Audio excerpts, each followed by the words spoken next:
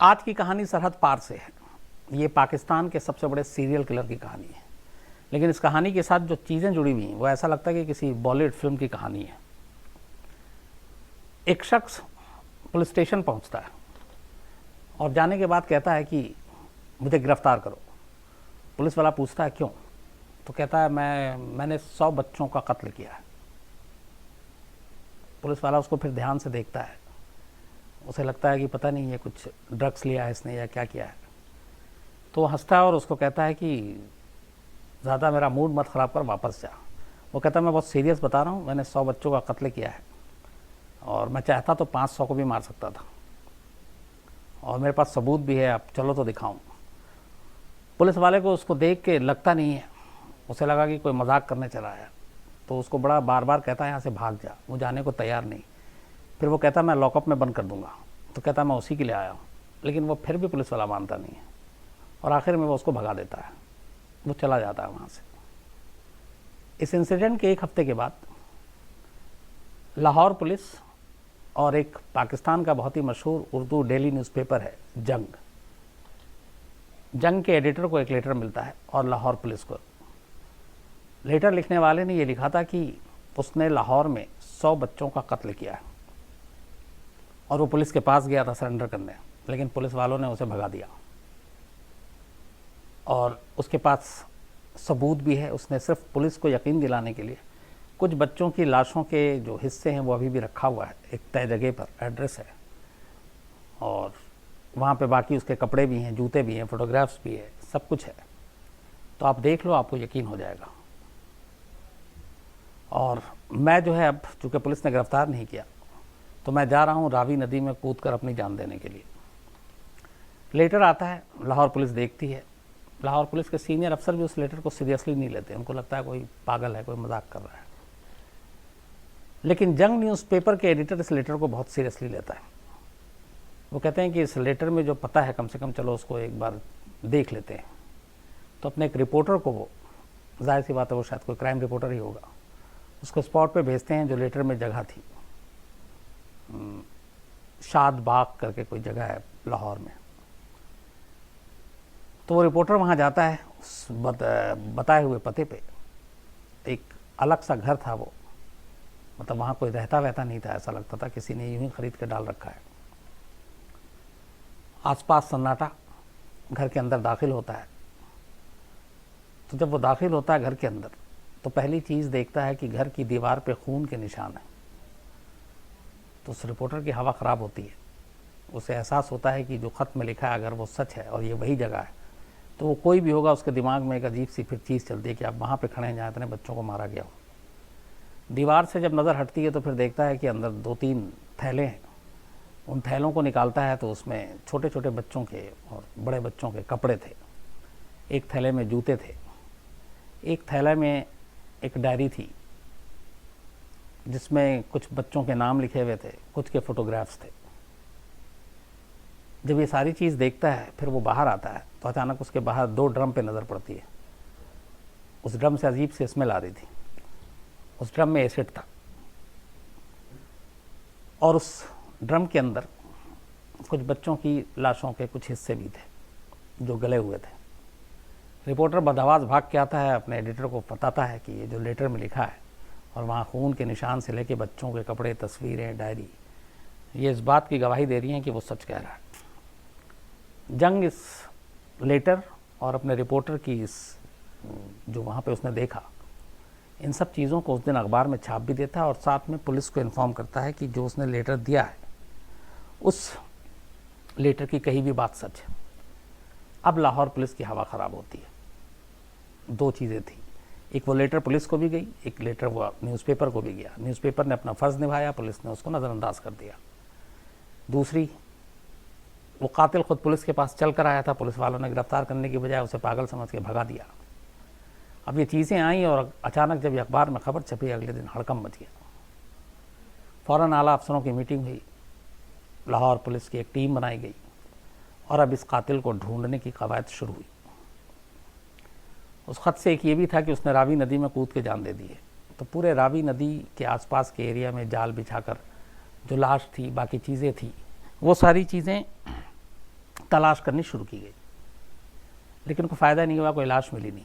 फिर पुलिस को लगा कि शायद उसने पुलिस को गुमराह करने के लिए झूठ बोला है। कहते हैं कि पाकिस्तान के इतिहास में, पाकिस्तान की हिस्ट्री में किसी कातिल को ढूंढने के लिए जो सबसे बड़ा सर्च ऑपरेशन चला है वो इसके लिए चला था। बहुत बड़ी पुलिस की टीम हर जगह भेजा गया, जहाँ पे फिर इस लेटर के ज़रिए इसने अपना नाम लिखा था। नाम था जावेद इकबाल।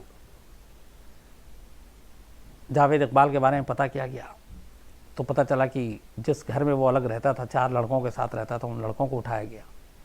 तो उन लड़कों से जब पूछताछ की गई तो उसने कहा कि हाँ, ये जो ख़त में लिखा है सही लिखा है, ये बच्चों को मारता था। उसकी फैमिली से पता किया गया तो फैमिली ने कहा कि हमने उससे ऑलरेडी किनारा कर लिया है। हैरानी की बात ये थी कि जावेद इकबाल बहुत ही अच्छी और अमीर फैमिली से था। इसके पिता एक बहुत बड़े बिजनेसमैन, ये खुद इसने अपना बिजनेस चलाया था। लाहौर के जो पॉश एरिया है वहाँ पे अपना एक विला लेके उसमें रहता था। तो अब फैमिली का भी जब आना शुरू हुआ है, इसका बैकग्राउंड आना शुरू हुआ है, यहाँ मीडिया में लगातार खबर चल रही है, बच्चों की लाशें गिनी जा रही हैं, कौन कब गायब हुआ, गिनती की गई कि हाँ लगातार बहुत सारे बच्चे गायब हुए, ख़ासतौर पर गरीब घर के बच्चे। तो बड़े पैमाने पे उसकी तलाश शुरू हो गई। पुलिस ने अपनी पूरी ताकत झोंक दी और ख़ुद को कोस भी रही है पुलिस कि जो बंदा खुद चल कर आया था हमने उसको पकड़ा नहीं, और अब उसके लिए दिन रात भागा फिर रहे हैं। कोशिश जारी थी, लेकिन जावेद इकबाल पुलिस के हाथ नहीं आया। ये ख़त जावेद इकबाल ने जो जंग और पुलिस को लिखा था, ये दिसंबर 1999 के फर्स्ट वीक में लिखा था, 5 या 6 दिसंबर में। 25 दिन तक तलाश जारी रही, जावेद इकबाल हाथ नहीं आया। 30 दिसंबर 1999, 30 दिसंबर 1999 शाम के करीब 7 बजे थे। लाहौर में न्यूज़पेपर डेली जंग का दफ्तर है, जिसके एड्रेस पर उसने लेटर भेजा था। 7 बजे अचानक उस जंग न्यूज़पेपर के दफ्तर में एक शख्स जिसकी उम्र करीब होगी 38 साल, वो दाखिल होता है। पूछता है एडिटर कहाँ बैठते हैं। बताया जाता है उसको यहाँ पे। वो एडिटर के पास जाता है और एडिटर से हाथ मिलाता है और कहता है कि मेरा नाम जावेद इकबाल है। करीब 25 दिन पहले जो लेटर भेजा था वो मैंने आपको भेजा था। अब जाहिर सी बात है कि एडिटर की भी हवा ख़राब हो गई होगी, क्योंकि कहानियाँ लगातार छप रही थी। फिर वो कहता है कि अपने किसी रिपोर्टर को बुलाइए और मेरा इंटरव्यू लीजिए, मैं अपनी पूरी कहानी सुनाना चाहता हूँ। न्यूज़पेपर के लिए एक बड़ी तो ये थी कि चलो हमारे पास एक्सक्लूसिव है। फ़ौरन रिपोर्टर आते हैं, बातचीत शुरू होती है। बातचीत के बीच में ही वो कहता है कि जैसे ही मेरा इंटरव्यू ख़त्म हो जाए तब आप आर्मी को कॉल कीजिएगा और आर्मी से कहिएगा कि वो यहाँ आए और मुझे गिरफ़्तार करे। पुलिस को मत बुलाइएगा, क्योंकि पुलिस पे मेरा भरोसा नहीं है। इंटरव्यू होता है, वो अपनी पूरी कहानी सुनाता है। इस दौरान में न्यूज़पेपर के दफ्तर की तरफ से जो वहाँ के आर्मी के जो भी सबसे नज़दीकी जहाँ पे जो थे उनको कॉल किया गया। आर्मी के जवान के करीब 20 लोग न्यूज़पेपर के दफ्तर आते हैं और इस इंटरव्यू के दौरान ही जो लगभग हो चुका था, एडिटर के पास पहुंचते हैं। एडिटर बताता है कि ये है जावेद इकबाल। आर्मी के लोग उसको अरेस्ट करते हैं और ले जाते हैं। पहले आर्मी पूछताछ करती है, वो अपनी सारी बातें मानता है, फिर उसको लाहौर पुलिस के हवाले कर दिया जाता है। इसके बाद अब वो पूरी कहानी अपना जो उसने सुनाया अखबार के दफ्तर में बैठकर, वही चीज़ें पुलिस को बताता है। तो अखबार में जो खबर छपी, जो उसका इंटरव्यू छपा, वो पूरी कहानी यूँ थी कि लाहौर के एक अच्छे परिवार से लड़का था, अमीर घराने से था, अच्छे कॉलेज स्कूल में वहाँ पढ़ा। जब ये 17 साल की उम्र का था तब किसी पड़ोसी ने इसके ऊपर किसी बच्चे के साथ कुछ अजीब हरकत करने का इल्ज़ाम लगाया। पुलिस इसको उठा कर ले गई। इसका कहना था कि उस पड़ोसी ने मुझे झूठा फंसाया था और मैं उस क्राइम में शामिल नहीं था। इसको ले जाने के बाद पुलिस इसे बहुत मारती है, मारती पीटती है और इसकी कोई सुनवाई नहीं होती है। इसकी माँ जो है उससे बहुत प्यार करती थी, तो माँ अक्सर पुलिस स्टेशन आती थी और मिलती थी। फिर उसको जेल भेज दिया गया, जेल भी जाती थी। तो जब भी माँ आती थी हमेशा रोती थी। तो इसका कहना था कि मैं अपनी माँ को रोते हुए देखता था तो मुझे बड़ा अफसोस होता था और इसी दौरान फिर कुछ वक्त के बाद माँ की मौत हो गई, शायद इस सदमे से, बाकी चीज़ें से। तब इसने एक कसम खाई, और इसने कसम ये खाई कि मैं पाकिस्तान की ऐसी 100 माँओं को जब तक नहीं रुलाऊंगा तब तक मैं चैन से नहीं बैठूंगा, और 100 माँओं को रुलाने का मतलब है कि उनके 100 बच्चों का कत्ल करूंगा। और इसने 100 की कसम खाई, जेल से बाहर आया। अब इसने अपने कसम पूरा करने का सिलसिला शुरू किया। सबसे पहले, चूँकि माँओं को अपने बच्चों से ज़्यादा प्यार होता है, छोटे बच्चों से ज़्यादा, तो ये सब इसके दिमाग में पहले से सब प्लान हो चुका था। ये आता है, अच्छे घराने से था, पैसे वाला, पर किन बच्चों को मारे, कैसे उठाए। तो पहला काम जो इसने किया, इसने लाहौर के उस इलाके में एक वीडियो पार्लर खोला, और वहाँ पे सारे उस वक्त जो वीडियो गेम का बड़ा चलन था ये, और ये बात है करीब 96, 7, 8 की होगी। तो उसने वीडियो पार्लर खोला, वहाँ बच्चे ही ज़्यादातर गेम खेलने आते थे। तो जो छोटे बच्चे होते थे जो गेम खेलने आते थे, तो बीच बीच में क्या करता था कि ये कई बार रेट कम कर देता था, बच्चे खुश हो जाते थे, लेकिन उनको हाथ नहीं लगाता था ये कुछ।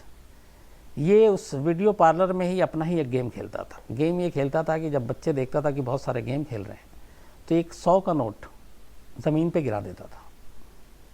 उसके बाद ये दूर से बैठकर बस देखता था कि इस पैसे को कौन उठा रहा है। जो बच्चा उठाता था, जाहिर सी बात है, चुपचाप से जेब में रख लेता था, बताता नहीं था किसका है, ये पकड़ लेता था।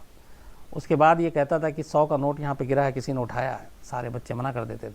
फिर ये कहता था तलाशी लेंगे, और इसे मालूम है चूँकि इसने देख रखा है जेब में रखते हुए।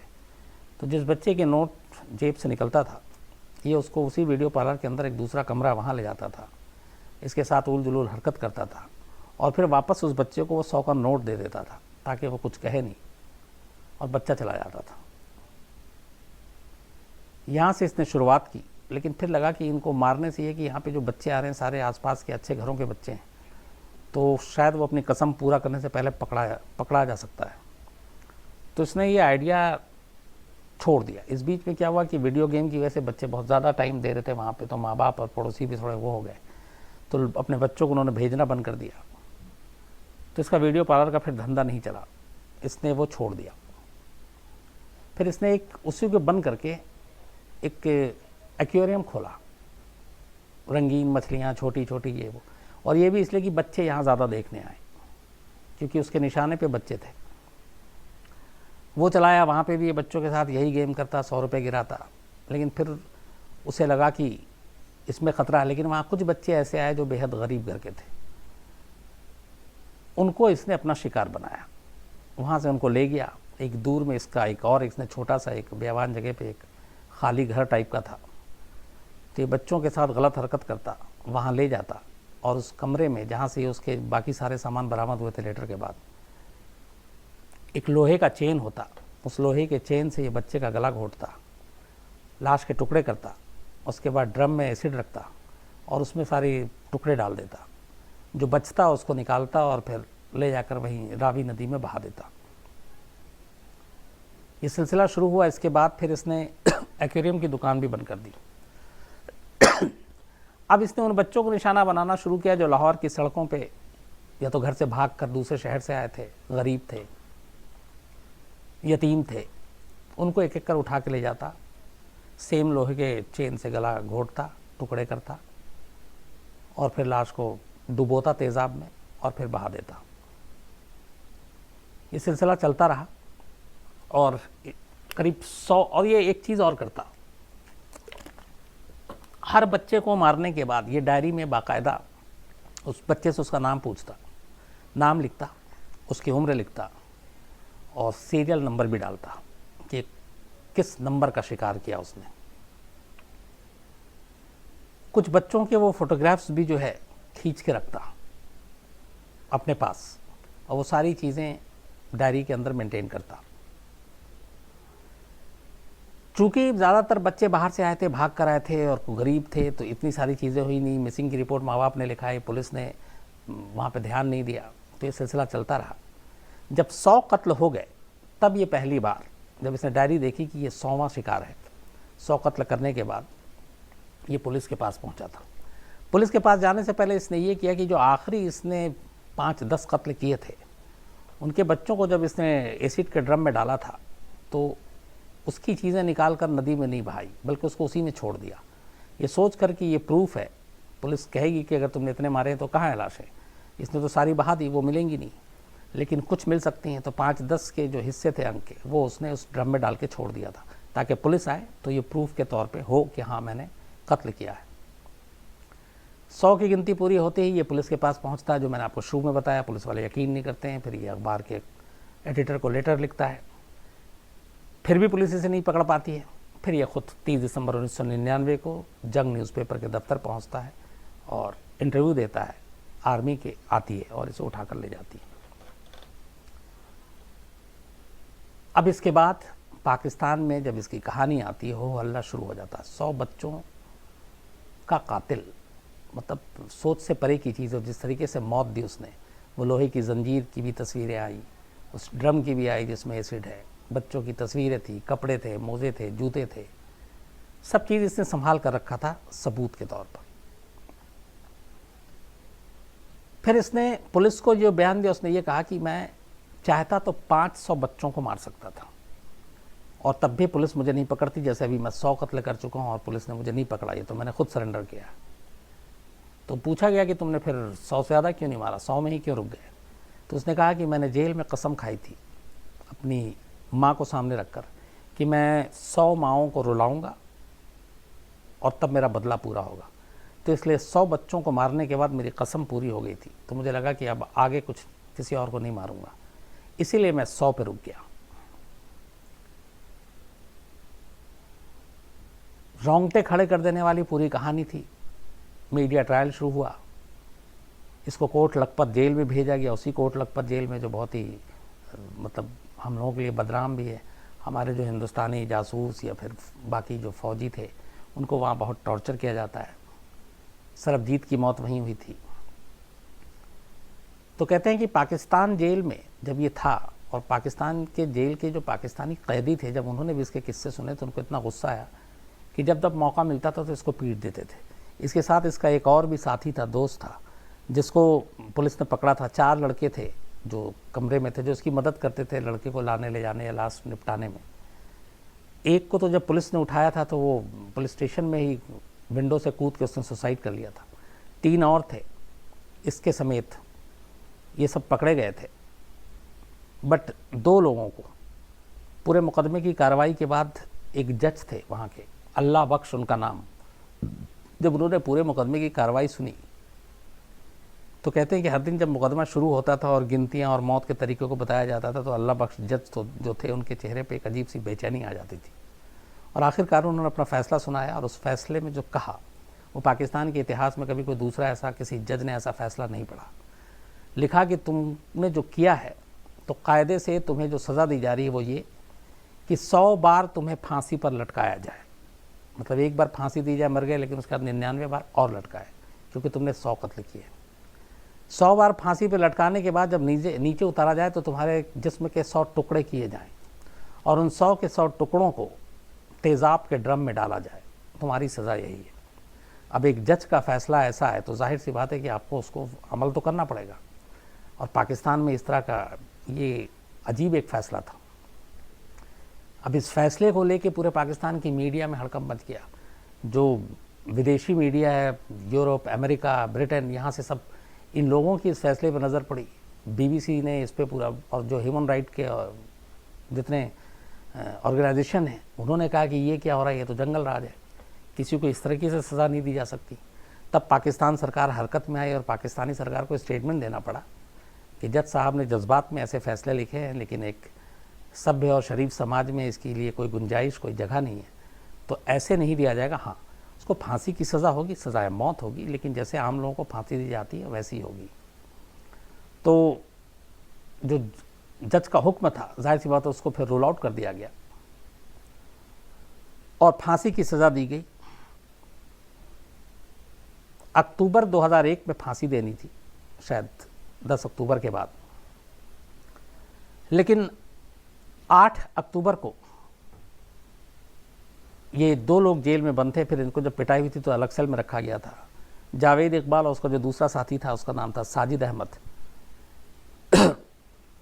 फांसी से कुछ दिन पहले कोट लखपत जेल के अंदर 8 अक्टूबर 2001 को जावेद इकबाल और साजिद अहमद, इन दोनों की लाशें उनकी सेल में मिलती हैं। गले में फंदा था और ये भी कहते हैं जिस्म नीला पड़ गया था, शायद जहर दिया गया हो। इनकी लाशें बाहर आने के बाद हालांकि जेल के स्टाफ सस्पेंड हुए, इंक्वायरी बैठी और उसमें ये इंक्वायरी में लास्ट में कहा गया कि इन दोनों ने खुदकुशी कर ली है। लेकिन जो वहाँ के चश्मदीद हैं और जो वहाँ की मीडिया की रिपोर्ट आई थी वो ये थी कि इन दोनों को एक्चुअली कोट लखपत जेल के जेल स्टाफ की मिली भगत से कैदियों ने मार डाला था। तो फांसी से पहले फांसी का फंदा चढ़ा, शायद जहर भी दिया गया, लेकिन कानूनी मौत नहीं हुई, इसको खुदकुशी का नाम दिया गया। पाकिस्तान के इतिहास में ऐसी कहानी, ऐसा सीरियल किलर जिसने 100 बच्चों को मारा है, इसकी कोई दूसरी मिसाल अभी तक सामने नहीं आती है। जावेद इकबाल, अगर आप इसकी तस्वीर टीजर में भी शायद आपको देखने को मिले, इसको लेके जब ये पूरी फांसी हुई है, बाकी चीज़ें हुई, तो पाकिस्तान में एक बहस भी छिड़ी थी, जो हमारे यहाँ कई हिंदी फिल्मों में भी होती है कि इंसाफ नहीं मिला, पुलिस ने नाइंसाफ़ी की, पुलिस ने टॉर्चर किया, तो इसलिए उसने गुनाह का रास्ता थाम लिया। उसने अपने पूरे इंटरव्यू में यही कहा था कि पाकिस्तानी पुलिस पे उसका भरोसा नहीं है। जिस तरीके से उसे गलत इल्ज़ाम में फंसाया गया, उसे मारा गया, पीटा गया, टॉर्चर किया गया, उसकी माँ गुहार लगाती रही, दहाड़ती रही, जेल आती रही, किसी ने रहम नहीं किया। और इसीलिए उस अपनी माँ के आंसुओं का बदला लेने के लिए उसने 100 माँ की गोद उजाड़ दी। ये उसकी दलील है। लेकिन यहाँ पे सवाल यही है कि कई बार कई लोगों के साथ जुल्म, नाइंसाफ़ी, बहुत सारी चीज़ें हो जाती हैं, लेकिन क्या उसके लिए फिर कोई इस हद तक जा सकता है? जाहिर सी बात है नहीं, इसके लिए कोई गुंजाइश नहीं है। उन 100 बच्चों के माँ बाप पे क्या गुजरी होगी इसका अंदाज़ा लगाया जा सकता है। लेकिन यहाँ पे ये 2 चीज़ें हैं कि एक, उसने जो कसम खाई थी 100, वो 100 पे ही रुका। 100 के बाद उसने खुद कसम खाई थी कि अपने आप को सरेंडर करेगा, पुलिस के पास पहुँचा, लेकिन पाकिस्तानी पुलिस ने उस पर यकीन ही नहीं किया। और आप सोचिए उस पुलिस अफसर के बारे में जिसके पास ये पहली बार गया था और कहा था कि मैं 100 बच्चों को मार के आया हूँ और तुम चलो और सबूत भी देख लो, मुझे अरेस्ट करो, और उसने अरेस्ट नहीं किया। आगे उसकी क्या हालत हुई होगी, कि उसकी लाइफ में प्रोफेशनली ये कितनी बड़ी गलती होगी। इससे एक सबक ये भी मिलता है कि अगर कोई कुछ कहे तो बिना सोचे समझे इनकार नहीं कर देना चाहिए कि चलो ये बकवास कर रहा है। एक बार क्रॉस चेक करें तो बहुत सारी चीज़ें सामने आ सकती हैं। तो ये थी कहानी पाकिस्तान के सबसे बड़े सीरियल किलर जावेद इकबाल की, जिसके बारे में एक पहली बार अनोखा फैसला जज ने दिया और कहा कि 100 बार फांसी दो, 100 टुकड़े करो, फिर तेज़ाब में डालो, लेकिन वो चीज़ें हुई नहीं। और आज भी जावेद इकबाल के नाम पे लाहौर में कहते हैं कि लोगों को एक दहशत सी, एक वहशत सी होती है जब उसका नाम आता है, ख़ास तौर पर वहाँ जहाँ पे बच्चे हैं। तो कई दुनिया के ऐसे अजीब सीरियल किलर हैं और उनकी अजीब कहानियाँ हैं। ये पाकिस्तान में रिसर्च कर रहा था कुछ, तो वहाँ से मिली, तो मैंने कहा आप तक ले आऊँ।